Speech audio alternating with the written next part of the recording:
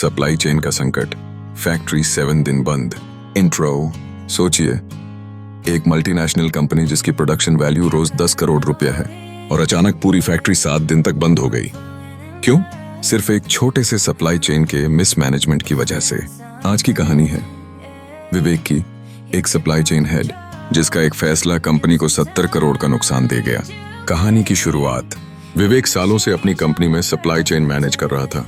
उसकी policy simple थी, एक ही सप्लायर, एक ही पोर्ट, कम खर्च, कम झंझट।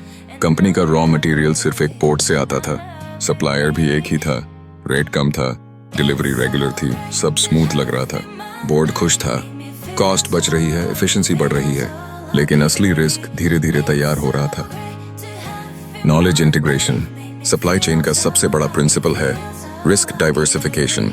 अगर पूरा सिस्टम सिर्फ एक सप्लायर, एक राउट या एक लोकेशन पर डिपेंड करे तो ये बन जाता है सिंगल पॉइंट ऑफ फेलियर। मतलब अगर एक जगह गड़बड़ हुई तो पूरा बिजनेस रुक जाएगा।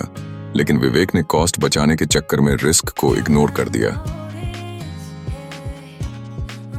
संकट। अचानक उस पोर्ट पर हड़ताल हो गई।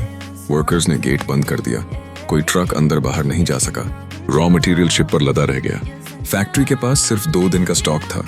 डे 3 आते आते प्रोडक्शन रुक गया, मशीन्स बंद, वर्कर्स खाली बैठे। क्लाइंट्स का प्रेशर बढ़ता गया। Suspense twist.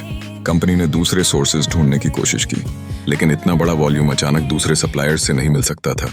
क्लाइंट्स ने पेनल्टी क्लॉजेस लगा दिए। 7 दिन में कंपनी को 70 करोड़ का नुकसान हो चुका था। बोर्ड ने तुरंत पॉलिसी बदली, multiple suppliers, alternate ports, safety stock minimum 15 दिन का। मोरल और सीख। सप्लाई चेन सिर्फ कॉस्ट सेविंग का खेल नहीं है, यह रिस्क मैनेजमेंट और बिजनेस कंटिन्यूटी की रीढ़ है। असली सप्लाई चेन प्रोफेशनल वही है जो प्लान बी और प्लान सी हमेशा तैयार रखे। Punch line. अगर कॉस्ट बचाने के चक्कर में कंटिन्यूटी गई तो सब कुछ गया। आउटरो। तो दोस्तों, ये थी कहानी सप्लाई चेन का संकट, फैक्ट्री 7 दिन बंद। क्या आपने भी कभी ऐसा देखा है कि एक छोटे से डिसरप्शन ने पूरी कंपनी को हिलाकर रख दिया हो? अपने एक्सपीरियंस जरूर कमेंट में लिखिए। नोट: ये कहानी काल्पनिक है,